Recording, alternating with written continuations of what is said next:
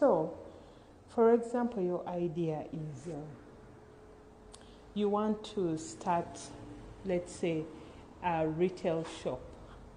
Your idea here will be retail. Then you'll go to what is retail.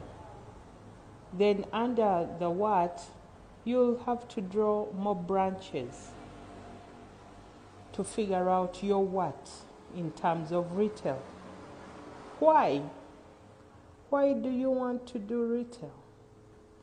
You know, is it because it's very profitable?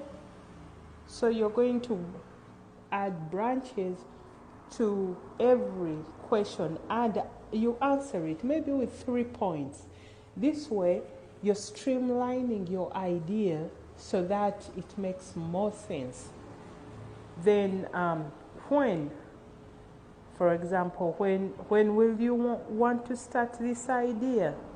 What, then where? Where is about location.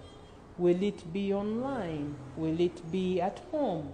Will it be maybe both, you know, online and in a brick and mortar store?